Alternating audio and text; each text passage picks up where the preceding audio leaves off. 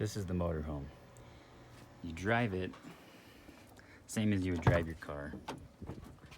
Since it's just a regular Ford, it's not some big diesel. You just get in, put in the keys, and drive like you normally would. Going downhill, you can push this and it puts it in trailer haul mode, and it makes it so that it does a little bit more aggressive shifting to keep you in a lower gear downhill or to keep you in your low gear going uphill. Normal AC controls, bunch of cigarette lighter plugs like you're used to in your car, bunch of cup holders and spots for your everything. That will hold a phone. If you mess with the screws in there, you can make it wider or narrower to fit your kind of phone. This is the backup camera. It's also just the rear view camera. It works all the time, not just when you're in reverse.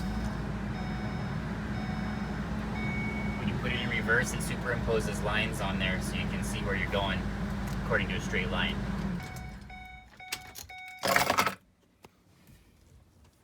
Captain's chairs. You put an ice chest right there so you two can share sodas. Our kids like to sit there sometimes. Driver's side. There's the generator access for mechanics. This is where you refill the propane. You go to the gas station that says they sell propane and they know what to do.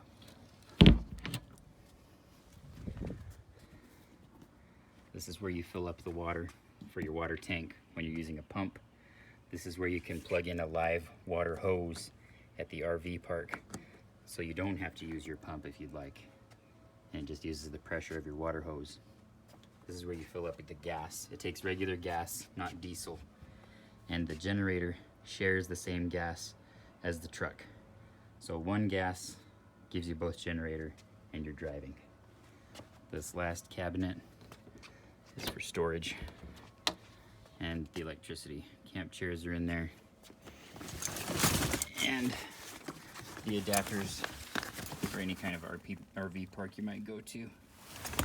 When you're plugged in there, that's for generator power. If you want to plug in at the RV park, you'd remove that and feed it around the back through this hole, and you can reach it out to your plugged into the post at the RV park. And you can do this so that it's still closed and the plug fits through there.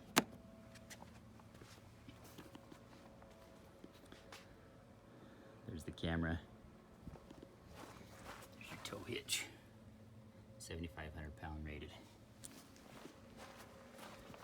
Going back up now, the passenger side of the RV. This cabinet. Storage.